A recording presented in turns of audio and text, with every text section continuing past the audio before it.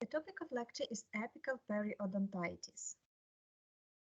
Lecture outlines the definition of the term, epidemiology, reasons, classification, clinical manifestations, diagnosis and differential diagnosis of acute and chronic types of different apical periodontitis, treatment options of the disease. The definition of apical periodontitis, it is an inflammatory lesion in the periodontal tissues that is caused mostly by bacterial elements that is derived from the infected root canal system of teeth. Periapical inflammation is located here in this area, close to the apex of the tooth. Or if it goes above lateral canals, it can be located over here where there is an opening of lateral canal. Please note that alternative names for apical periodontitis include periapical periodontitis and periradicular periodontitis. These terms can be used synonymously. Epidemiology. So periapical periodontitis of some form is a very common condition. The prevalence of periapical periodontitis is generally reported to vary according to age group. And as it is seen from this diagram, incidence of periapical periodontitis increase with age, and people under the age of 40, 50, 60 years old are subjected in a high incidence of periapical inflammation. And this can be explained that this group of patients have of some kind caries and its progression pulpitis. And if not treated, possibly it can lead to periapical inflammation. The prevalence of periapical inflammation varied between 7 and 86% in average. But those that develops due to post-treatment, so-called post-treatment apical periodontitis, the incidence of this disease varied between 10 and 62%. Reasons of apical periodontitis can be grouped in such groups. First of all, the most prevalent, it is bacterial invasion. So microorganisms, it is the primary reason and the most widespread reason of apical periodontitis development. As microorganisms progress, distributes into the periapical tissues from inflamed pulp tissues. Microorganisms and their toxins mainly are responsible for progression of apical periodontitis. Trauma, it is another reason that can contribute to development of apical periodontitis. Trauma can be acute habitual trauma due to accidental falling down or due to some cracks of the tooth. And as a result of this, the patient need root canal therapy to the full length. Trauma by endodontic instrument, iatrogenic trauma, when dentists do not follow appropriate steps of instrumentation or do not make apical stop, do not proceed root canal until the physiological apical hole in the case of pulpitis treatment, and accidentally open anatomical apical hole and possibly force all debris through apical foramen into periapical tissues. And actually that is the mistake, so-called iatrogenic reason for development of apical periodontitis. Another traumatic reason, it is chronic occlusion trauma. High spots of artificial crowns or high spots in restoration that were not adjusted to the occlusion in a time can cause development of apical periodontitis. In this case of chronic occlusion trauma, we talk about development of chronic apical periodontitis, primary chronic apical periodontitis that omit acute stage. Hemotoxical reasons are such: improper use of arsenic paste, high concentration of antiseptics use, extrusion of root sealers through apical hole. If it goes about improper use of arsenic paste, so dentists should always follow recommendations of manufacturer of how to apply certain group of materials. In the case of improper use of arsenic paste, we talk about toxic apical periodontitis. Another reason, it is high concentration of antiseptics. And this can happen if instrumentation were done not correctly. If apical hole were enlarged, if apical constriction were not normally instrumented. And as a result of this, there is a direct way for antiseptics to flow into periodicular tissues. And we should keep in mind that all antiseptics are toxic, and it is usually low concentrations of acids, and acids could cause burning to periapical tissues. And another reason, it is extrusion of root sealers through apical hole. Should always be remembered that every sealer to some extent is toxic. That's why extrusion of it through apical hole should be prevented. Should be prevented first of all by proper instrumentation, by formation of apical constriction. All of these mistakes, all of these reasons usually develops due to procedural mistakes that can develop during instrumentation of root canal in the case of pulpitis treatment. And finally, allergy. So some intracanal medicaments, for example, such as iodine, antibiotics, or obturation material, for example, metacrylate, resin-based materials, they could cause allergy to patients, especially if this material is forced through apical foramen in periapical tissues. So possibly all of that can induce allergy to the patient. Taking into account that bacterial reason is the most widespread and the most essential in etiology of apical periodontitis. So here I have prepared this information about microorganisms that persist in necrotic root canals. And this microflora can be grouped in such a way: mixed aerobes and anaerobes organisms, aerobes such as Streptococcus, Staphylococcus alba, Neisseria, and Candida. Pay attention, here is asterisk, and those microorganisms that is highlighted by asterisk is defined in almost all cases of necrotic root canals, of necrotic pulp tissue.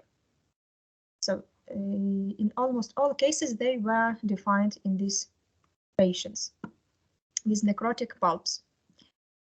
So aerobes: Streptococcus, Staphylococcus, Neisseria candida. Anaerobes: Escherichia coli, Enterococcus fecalis, Bacteroides perfringens, Klebsiella, Pseudomonas, Premotella intermedia, and bacteroids such as Veillonella, Fusobacterium. Escherichia coli and Enterococcus fecalis, they are considered to be responsible for retreatment, for secondary endodontics. In the case of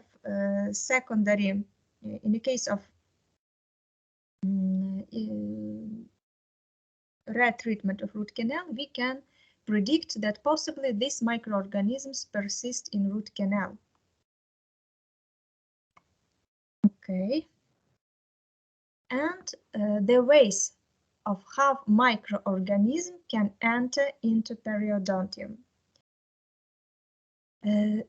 These ways are as follows. First of all, through root canal, and it is the most essential one and the most typical way of how microorganisms flow into periapical area. As a progression of pulpitis, microorganisms and their toxins gradually go down in periapical area. Second, margin of gums in the case of periodontal disease. even if the tooth is intact, but there is a periodontal disease, microorganisms that stay in periodontal pockets and other microorganisms that are present in oral cavity, pathogens, they can flow in periapical area directly through periodontal pocket and enter the blood flow of the tooth, so-called retrograde way of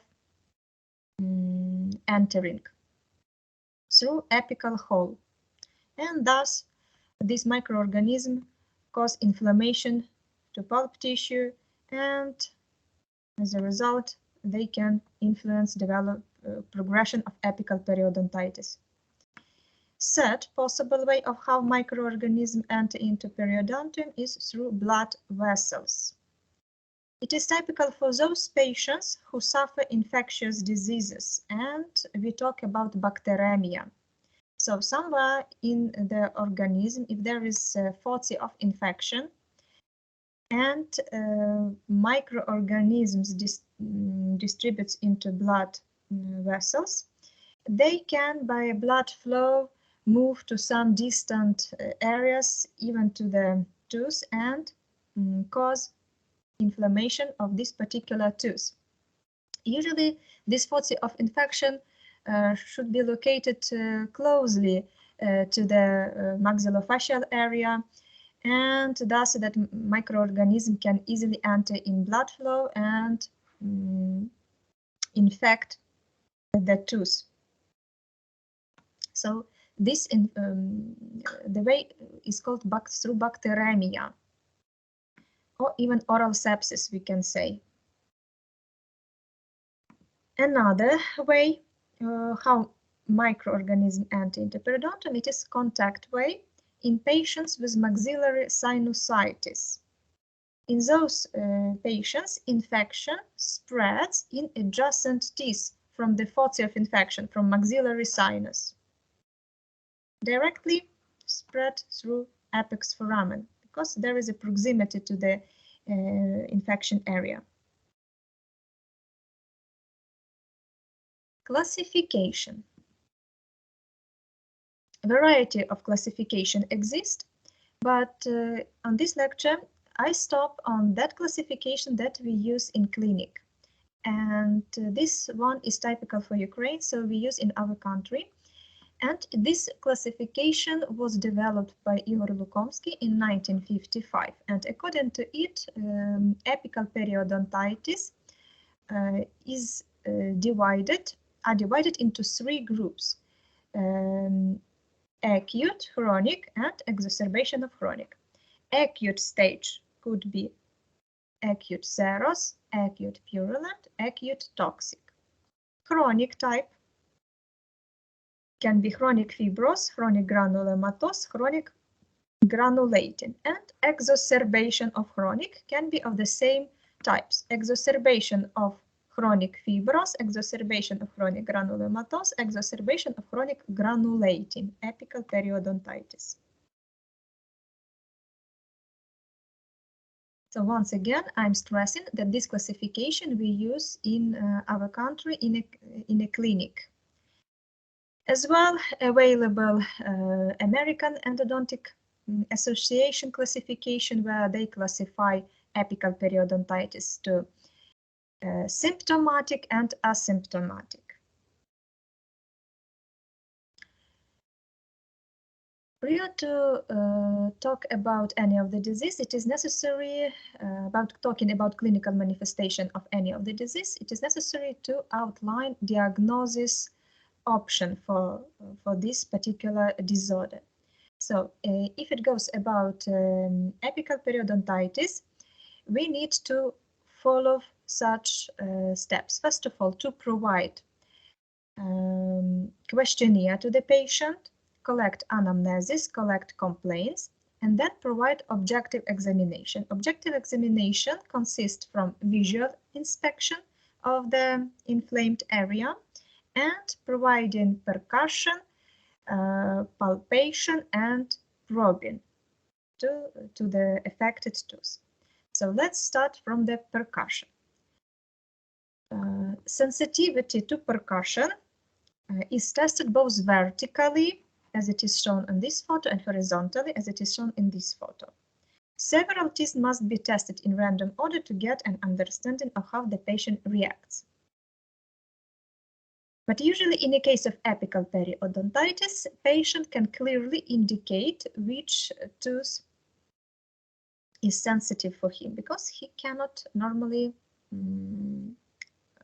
bite on this tooth. Technique of percussion.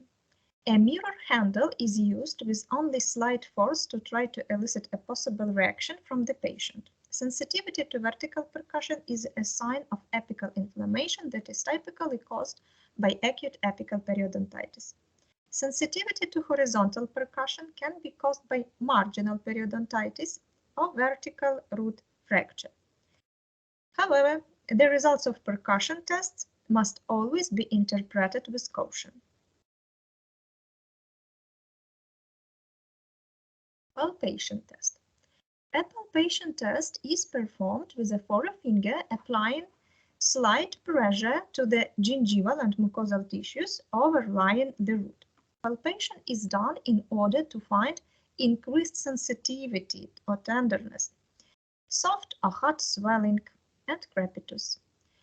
As with other tests, several teeth must be inspected for comparison and reference.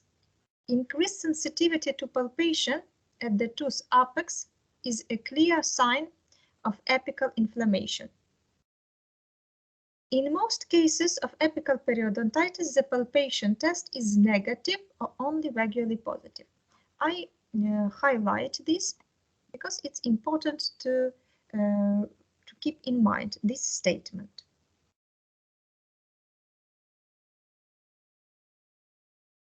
Another area of inspection, it is macrobuccal fold. So gums in the projection of root apexes, in the case of apical periodontitis, are hyperemic and swollen. Macrobuccal fold during palpation is painful.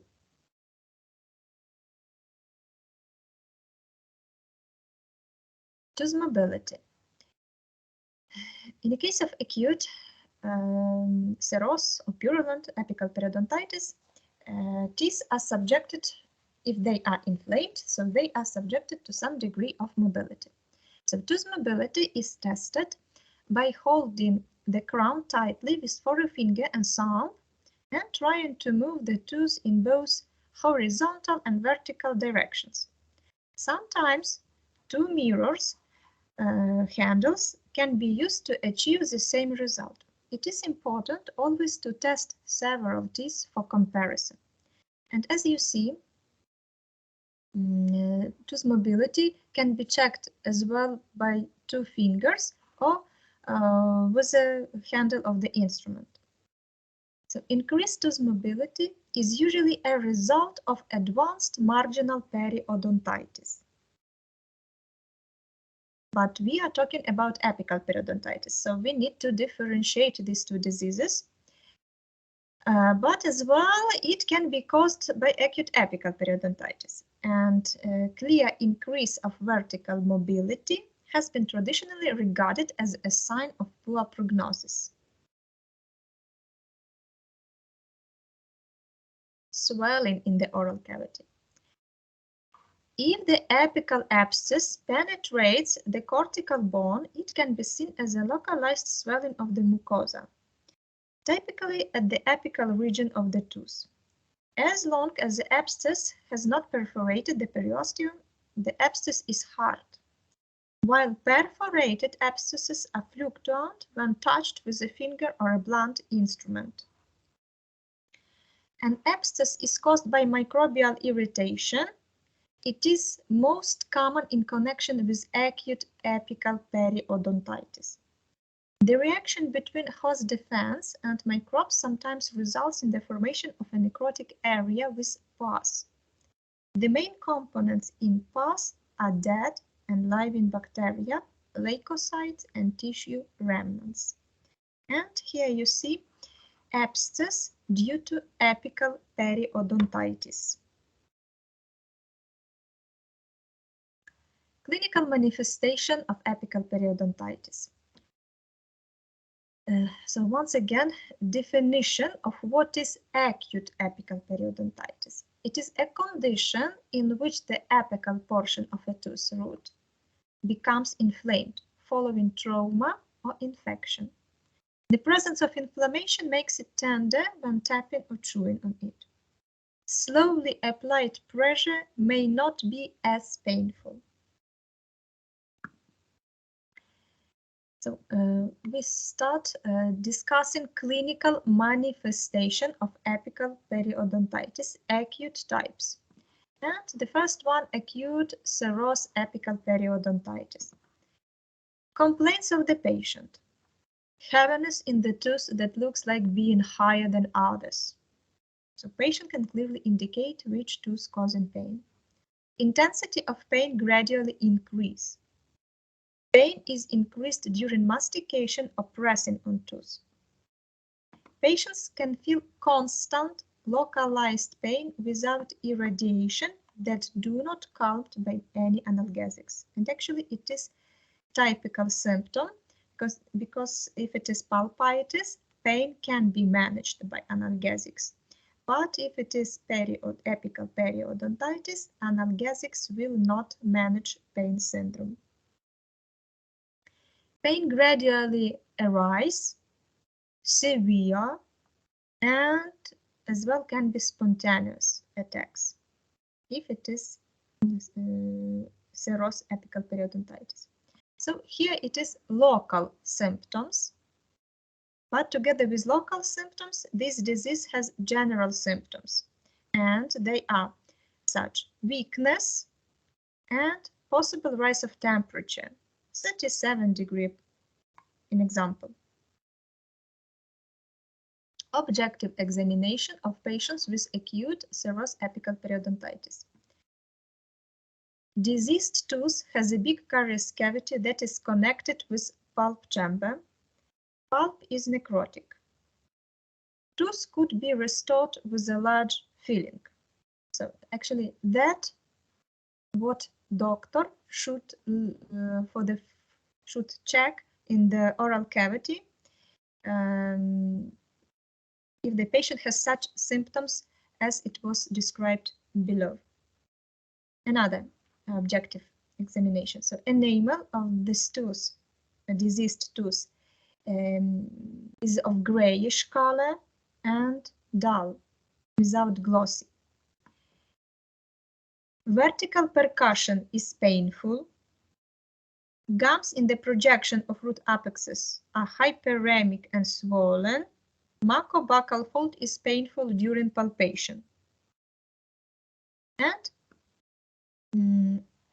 palpation of regional lymph nodes can reveal that they are enlarged and painful during palpation. So that is the general symptoms. And extra methods of diagnosis will give such results. Electric pulp test will be 100 microamperes and more in the case of acute serous apical periodontitis, and X-ray data. If it goes about any acute stages of disease, X-ray data usually do not reveal anything because it is very fast. Acute, it is fast process and there is not enough time for bone to be destroyed due to inflammation. But on the late stages of disease, there can be slight enlargement of periodontal gap. But usually X-ray data will reveal nothing. Acute purulent apical periodontitis, it is another type of disease. So complaints of the patient. First of all, on the initial stages of inflammation, pain is localized. Later, it irradiates, following branches of nerve trigeminal. Patient can always indicate diseased tooth because he feels that this tooth is higher than others. And these patients could have excessive salivation. Tooth is very painful during pressing on it, or even breathing of air during conversation cause severe pain attack. Patients can keep their mouth a little bit open, not to provoke pain, because even this slight contact between maxilla and mandible teeth can cause pain attack to those who have acute purulent apical periodontitis. Typical pathognomic symptom that pain is increased due to hot irritants. And for opposite, cold stimuli calms down pain a little bit. And characteristic of pain syndrome can be such: pulsating, spontaneous, throbbing, sharp, long-lasting pain. That is a description of pain syndrome in the case of acute purulent apical periodontitis. Objective examinations.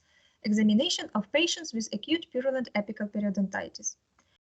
Pulp chamber is closed in majority of cases, but sometimes could be open. Pulp is necrotic. There is a pus discharge from root canals during probing.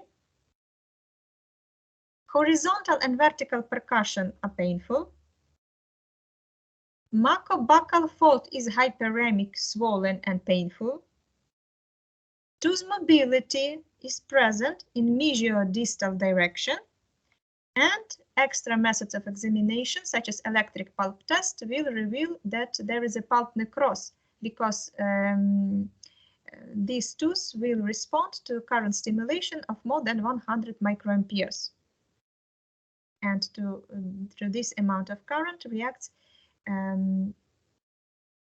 periapical tissues, and we can clearly indicate that there is a pulp necrosis.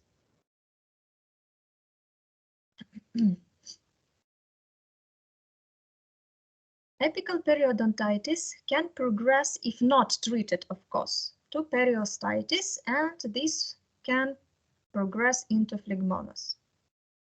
Also very rare, but still, acute apical periodontitis may develop into a very serious and even life-threatening condition. Phlegmonas spread of the infection into the connective tissue around the upper respiratory tract, orbit, neck, or even to the brain is alarming. Infectious elements released in conjunction with symptomatic apical periodontitis may also be distributed via the bloodstream and cause heart valve and myocardial infections. Even though apical periodontitis may be associated with such severe clinical manifestation, it needs to be stressed that its basic function is to contain root canal bacteria and not allow their dissemination to distant sites.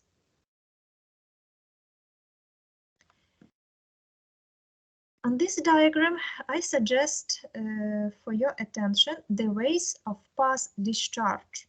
The most positive outcome of how pus can come out through periapical area, it is through root canal. So it is the most positive outcome. The next option, how pus can flow, through periodontal pocket. And the third one, through bone tissue. So it is the most worst scenario, but still in maxillary teeth or in mandibular teeth, usually in maxillary, where cortical plate is seen, pus can find the way through the bone tissue and can open on the gums with a fistula or sinus tract.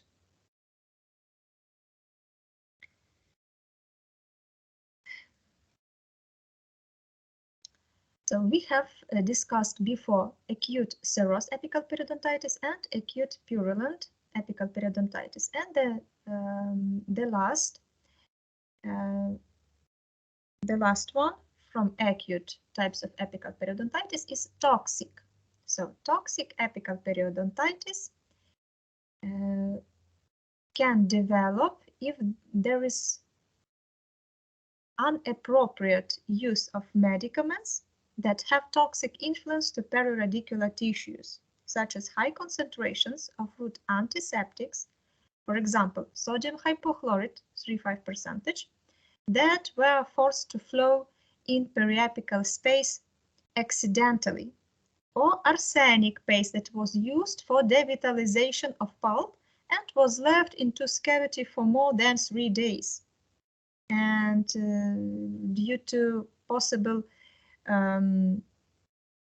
mistake of the patient, he do not come to the dentist in appointed day. And for that reason, this toxic periodontitis develops. So it is recommended to follow instructions of how to use antiseptics and how to use any medicaments to prevent development of toxic apical periodontitis.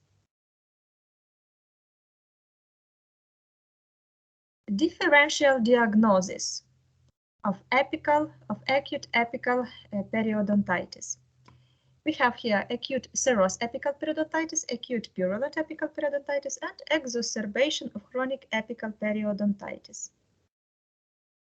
As exacerbation has similar clinical manifestation with acute stages of apical periodontitis.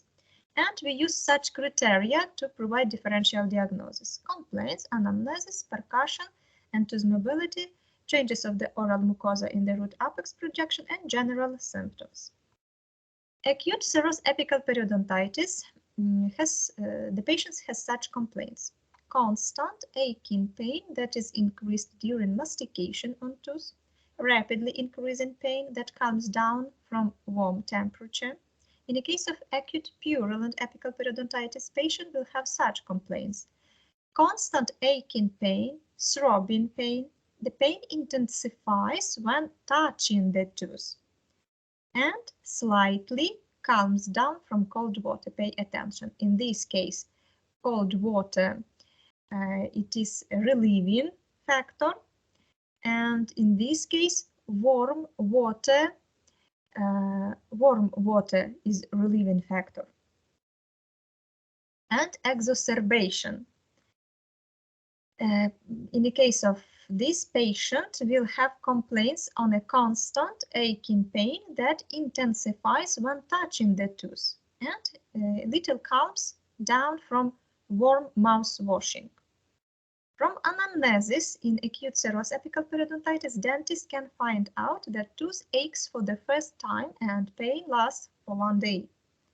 If it is purulent apical periodontitis, from anamnesis, dentists can find out that tooth aches for the first time and pain lasts during 2-3 days.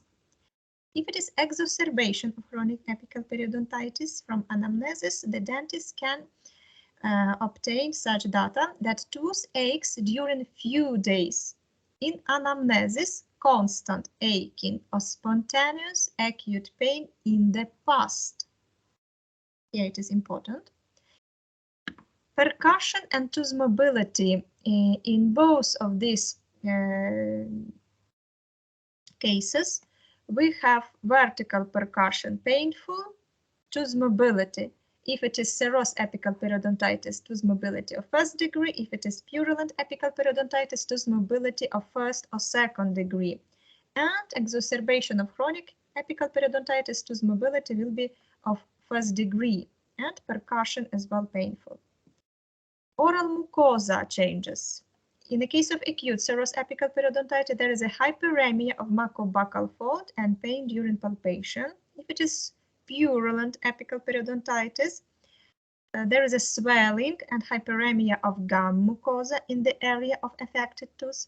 Mucobuccal fold is swollen and painful during palpation. And exacerbation of chronic apical periodontitis. In this case, oral mucosa will be hyperemic and swelling, and mucobuccal fold will be with swelling. presence of fistula in the projection of root apex or scars from fistula. That is a new symptom that we have in exacerbation of chronic apical periodontitis. Fistula or scars after fistula. General symptoms. In acute serous apical periodontitis, the general state of the patient is not changed. But if it is purulent apical periodontitis or exacerbation of chronic apical periodontitis, general state can be worsened. Patient will have weakness, fatigue, headache, and fever of 38–40 degrees. And we move to chronic apical periodontitis. So chronic apical periodontitis may develop and progress without any subjective symptoms and signs, omitting acute stage. The incidence of chronic apical periodontitis in range of 35%. The main reasons of this disease can be chronic occlusal trauma or habitual trauma. It develops after inadequate root canal treatment. It is symptomless sequela of acute apical periodontitis because of necrotic pulp gradually releases noxious agents with low-grade pathogenicity or in a low concentration. So that are the main reasons of chronic apical periodontitis. But once again, I'm stressing that this disease can develop without acute stage, just primary chronic cause. So chronic apical periodontitis is generally non-painful condition in which the apical part around the tip of a tooth root is chronically inflamed. The term chronic means the condition has been present for a significant length of time, at least several weeks and sometimes much longer. On this X-ray, we can see chronic periapical periodontitis on the root of the left maxillary second premolar. Please note large restoration present in the tooth, which will have undergone pulpal necrosis at some point before the development of this lesion.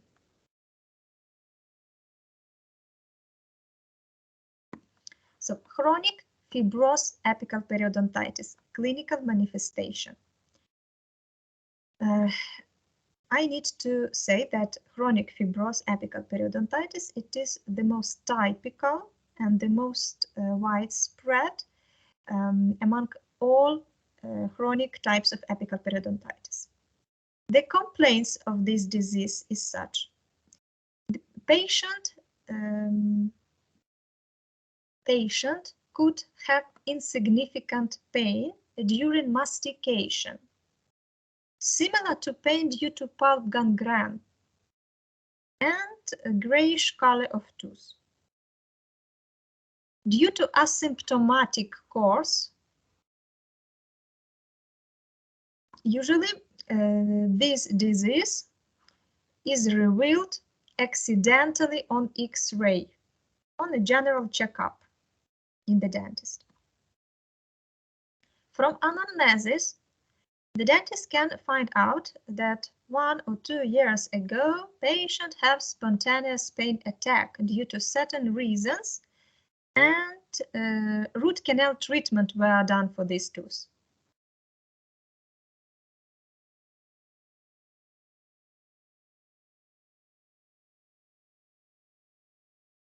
Objective examination.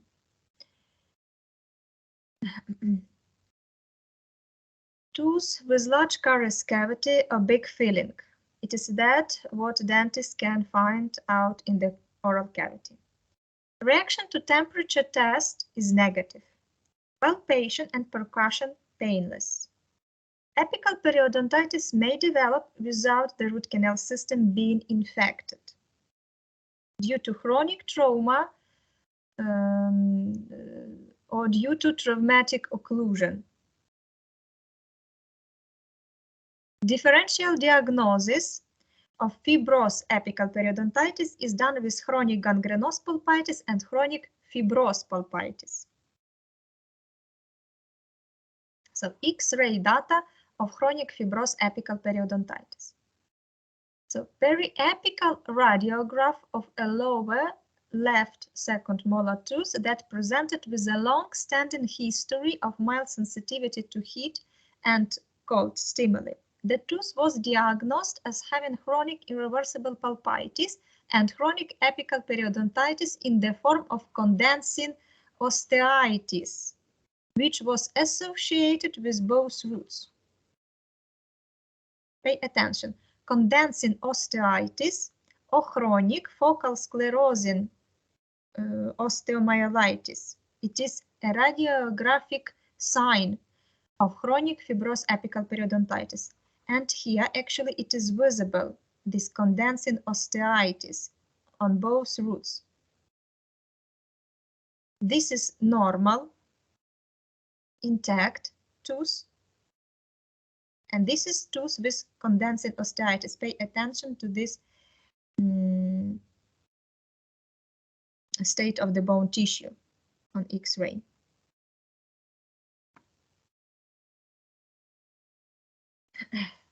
As well, chronic fibrous apical periodontitis can be diagnosed due to presence of enlarged periodontal gap.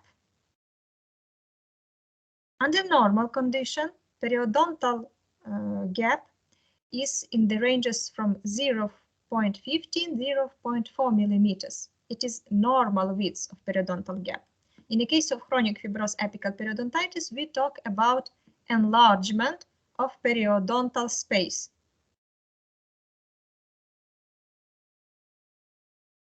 Here you have enlargement of periodontal space. And here it is healthy, intact tooth. Pay attention. And here as well enlargement. And here you can see enlargement of periodontal space. Differential diagnosis of chronic fibrous apical periodontitis is done with chronic gangrenous and fibrous pulpitis. Following such criteria: character of pain, color of a tooth crown, probing, electric pulp test, X-ray data. So gangrenous pulpitis. The patient has absence of pain, or pain can be dull, not so prominent. It arises from hot water. It is pathognomic symptom for gangrenous pulpitis that pain arises from hot water. In a case of chronic apical periodontitis, pain is absent or could arise during biting on the tooth. Do not connecting with any temperature stimulation. In the case of chronic fibrous pulpitis, the course of this disease usually passes without any complaints, but pain can increase in a change of ambient temperature. It is as well pathognomic symptom for this fibrous pulpitis, pain that develops due to change of ambient temperature. Color of a tooth crown is grayish and without glossy, and it is common for all of these diseases, for all these three diseases. Probing. If it goes about probing, in the case of gangrenous pulpitis, it is painful, sharply painful in the root canal orifices, so-called deep probing. For chronic apical periodontitis, probing is painless, and for chronic fibrous pulpitis, pain is slight painful. Electric pulp test. Here you have the results. If it is apical periodontitis, for sure, the responsibility reaction to electric stimulation is decreased. So 100, 120 microamperes. X-ray data.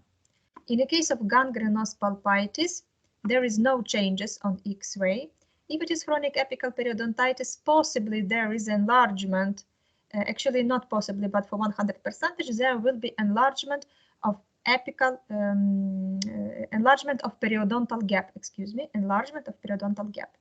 And in the case of chronic fibrous pulpitis, can be two possible ways. At first, no changes on the bone tissue and no changes from the periodontal widths, but sometimes can be seen slight enlargement of periodontal gap due to the longevity of the inflammation process. So we move to granulating periapical periodontitis and its clinical manifestation. So, complaints of the patient. Sometimes numbness or paresthesia can occur due to the pressure of the infectious fluid on places nearby nerves in the jawbone. At the projection of root apex, there is a pain during mastication.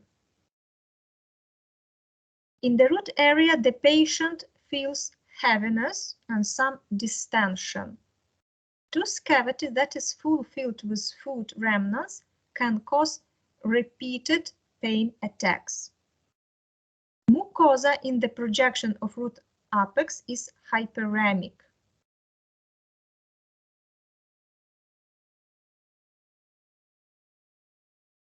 Objective examination of the patients with chronic granulating periapical periodontitis.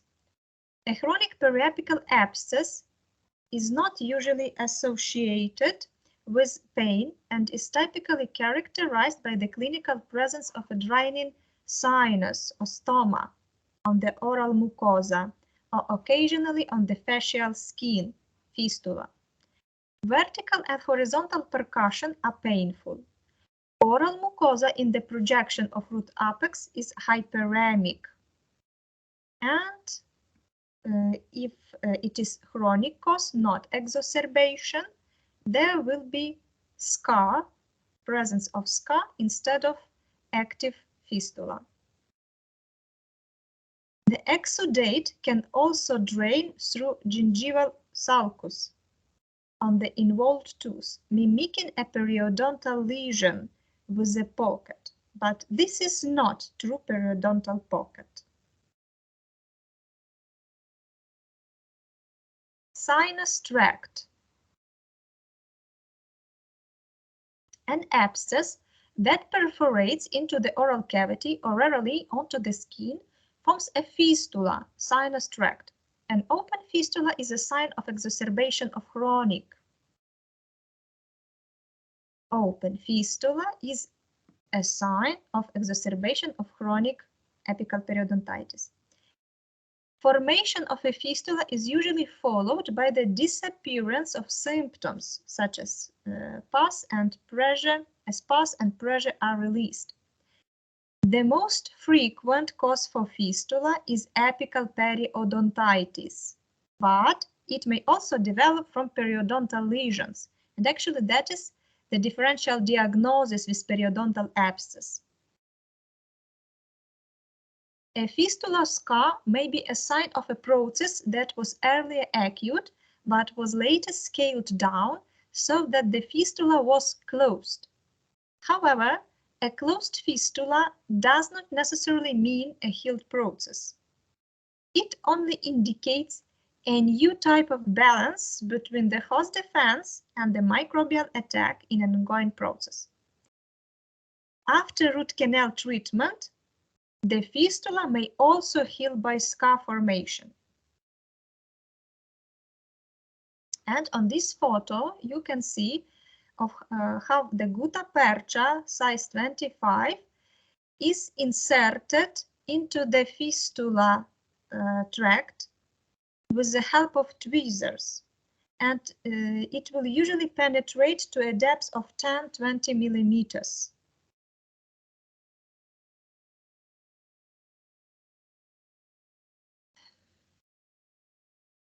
So as you realized, apical periodontitis can manifest with abscesses. But in oral cavity, there are different types of abscesses, and the task of dentists be able to differentiate them. So we have periapical abscess, gingival abscess, periodontal abscess, and pericoronal abscess. So periapical abscess forms in the projection of root apex, and it is connected with periapical area. Gingival abscess usually is present between teeth as it is abscess of interdental papilla due to inflammation of gums. Periodontal abscess comes from periodontal pocket, but in anamnesis we can find out active periodontal disease. And pericoronal abscess. It forms around impacted or partially erupted tooth.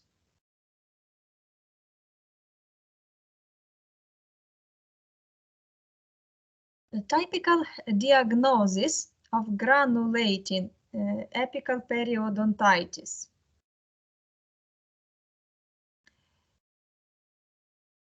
is done with percussion and palpation. Typical symptom, so-called redirected or reflected blow in the case of apical granulating periodontitis. The technique for this percussion is such. Index finger is placed in the area of the apex, and then horizontal percussion is done to the crown. If the bone wall is perforated or seamed due to periapical lesion, the dentist can feel a movement of gums mucosa by a finger. And this blow is transmitted directly from the crown of the tooth to its root. Because there is no bone in the periapical area. That's why dentists can feel this movement of gum mucosa. This transmission of percussion sound is called the phenomenon of reflected blow, and it is most pronounced in the area of single-rooted teeth. Tooth mobility can be different depending on the degree of destruction of the alveolar bone.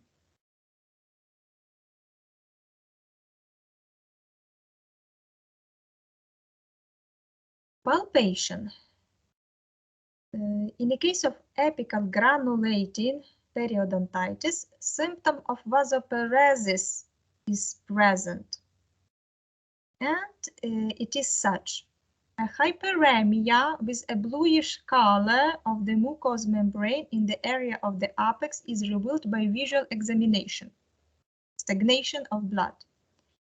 But the redness is not very pronounced, so to detect it, it is recommended to use the technique that can determine the symptom of vasoparesis, and this was described for the first by Igor Lukomsky in 1955.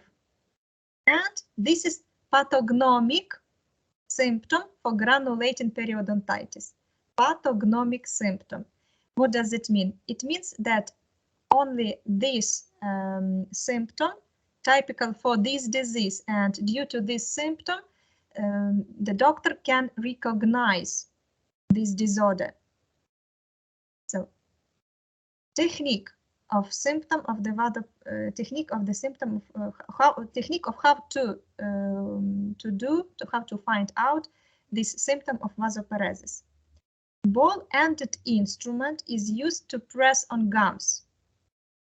As a result of it would be a depression and paler of the mucous membrane, which quickly changes to a bright red stripe that lasts for a long time, sometimes several minutes, due to paresis of vessels of the gums.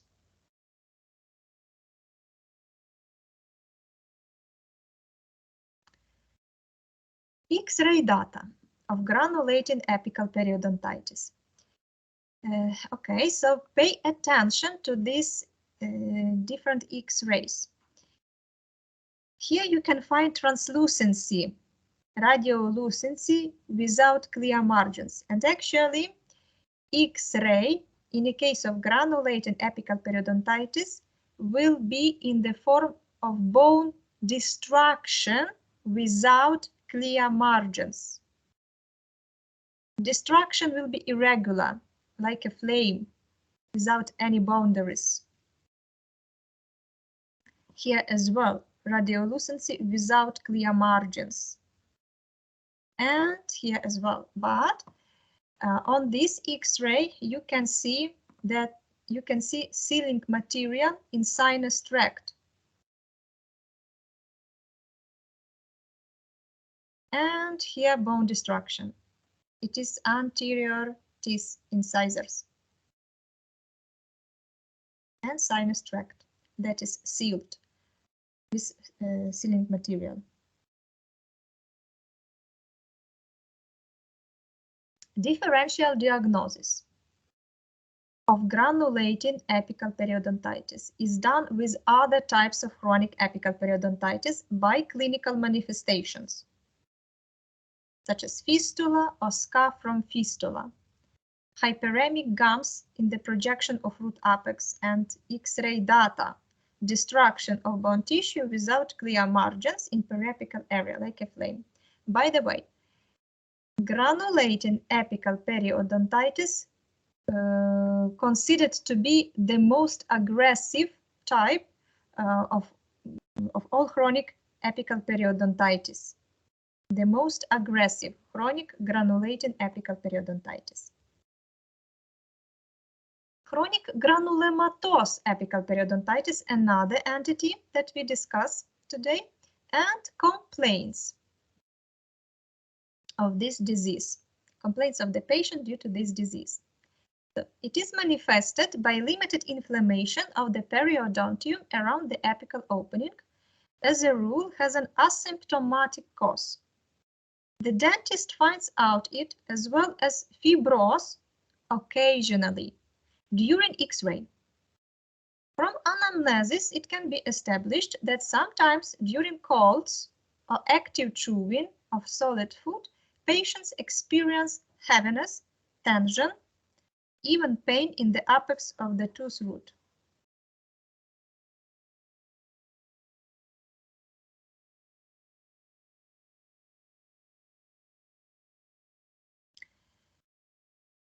X-ray data of chronic granulomatous apical periodontitis is manifested with clear margins in the form of granuloma or cyst. Granuloma or cyst. So it is encapsulated inflammation. In the case of chronic periodontitis, X-ray is the main study, essentially the only one source that provides objective information about the condition of the periodontium and bone tissue.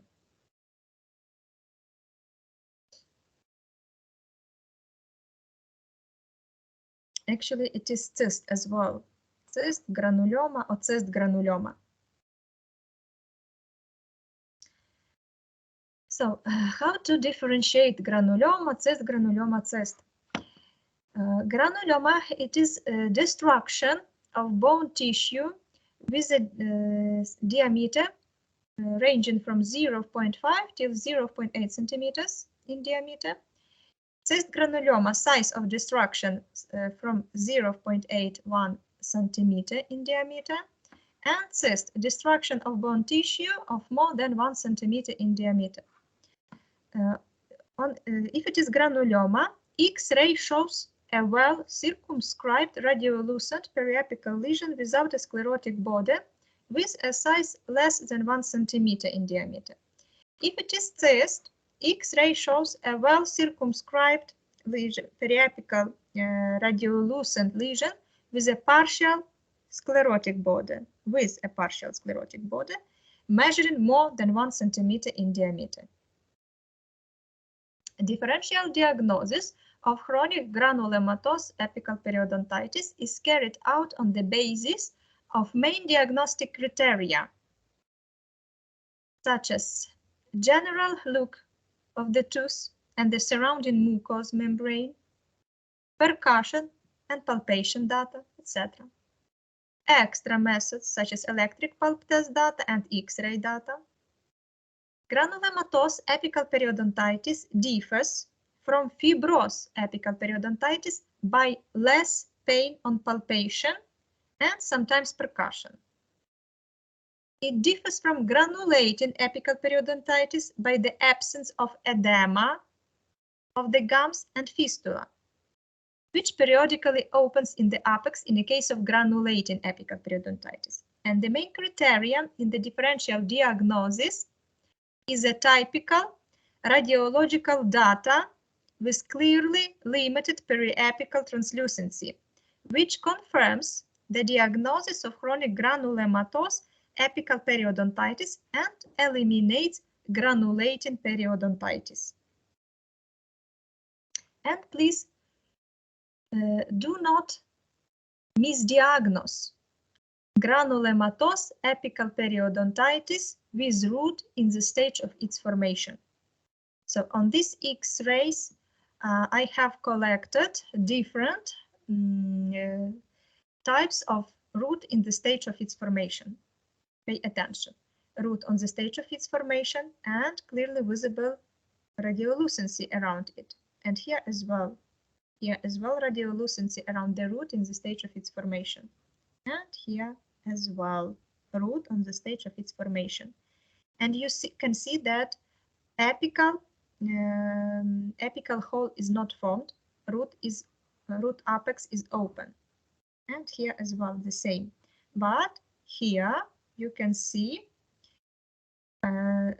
enlargement of periodontal gap in periapical area. So we talk about periapical inflammation. Periapical inflammation. By the way, at the beginning of my lecture, I said that periradicular inflammation can be and periapical inflammation, and these terms are used synonymously. And right now I would like to focus on it.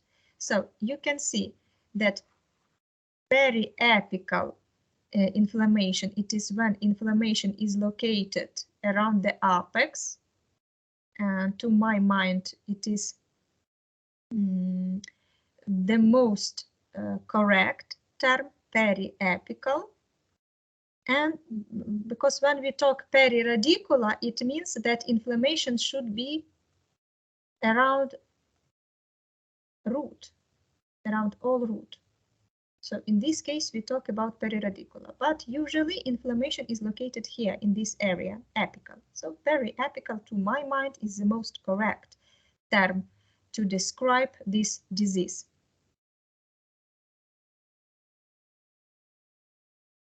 And in continuation of how not to misdiagnose root with open apex and granulomatous apical periodontitis, I suggest you to look at this table and try to focus on it and memorize it. And pay special attention to this graph.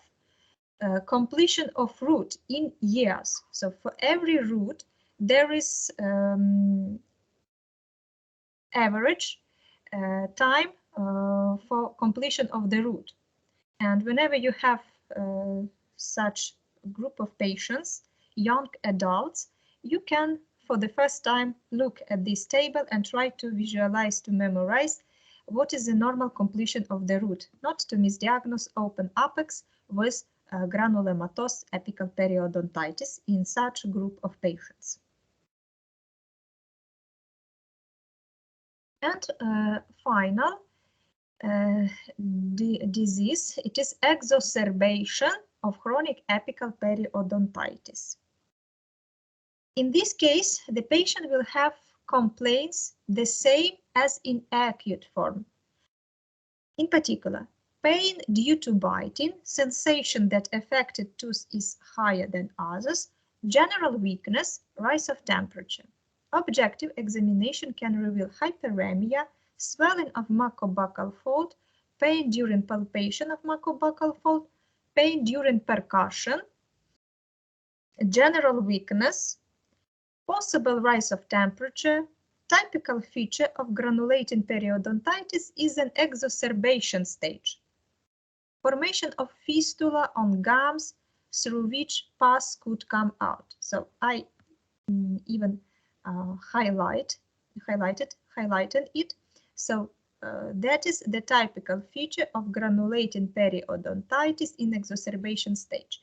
And the most common types that is subjected to exacerbation are granulating apical periodontitis with fistula opening and fibrous apical periodontitis.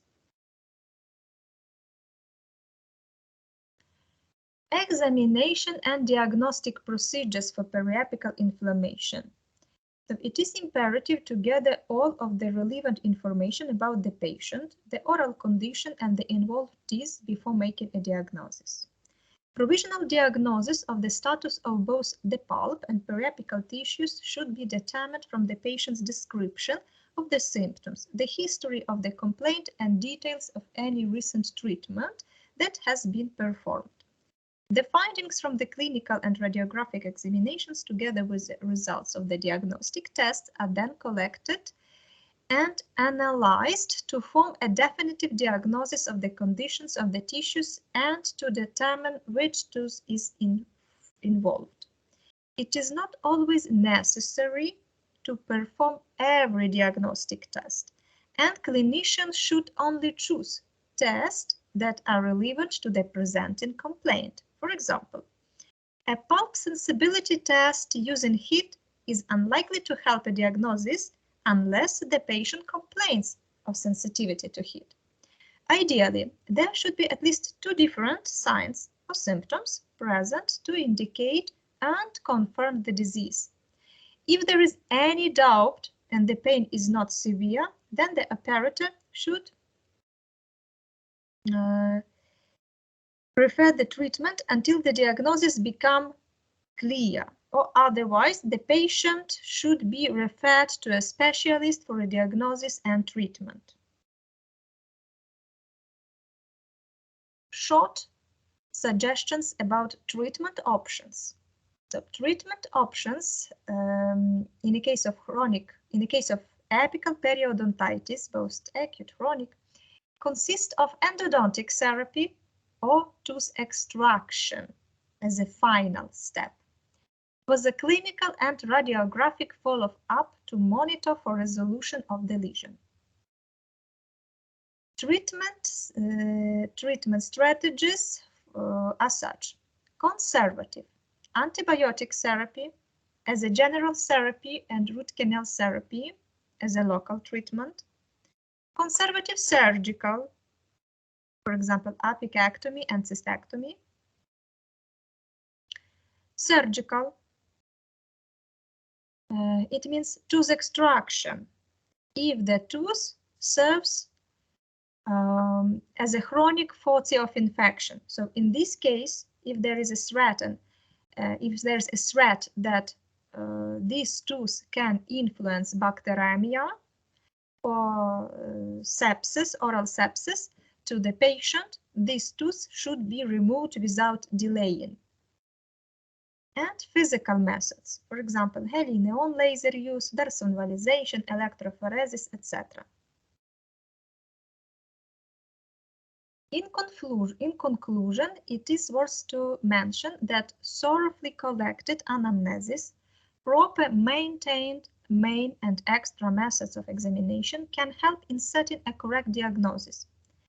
Accurate diagnosis through clinical and radiographic evaluations will suggest proper treatment for the affected tooth. And such phrase that was taken from Miguel de Cervantes' Don Quixote. Because I'll have you know, Sancho, that a mouse without teeth is like a mill without its stone, and you must value a tooth more than a diamond. Clearly indicates that we should, as a dentist, try to preserve the integrity of the tooth and always influence patients to maintain their teeth in a healthy condition, because presence of the tooth in the oral cavity is important. And once again, we must value a tooth more than a diamond. References and suggested further reading. Endodontology Bauman, Endodontics Principles and Practice Mahmoud Torabinejad, Textbook of Endodontology Winley Blackwell, and Ingalls Endodontics. Thank you for attention.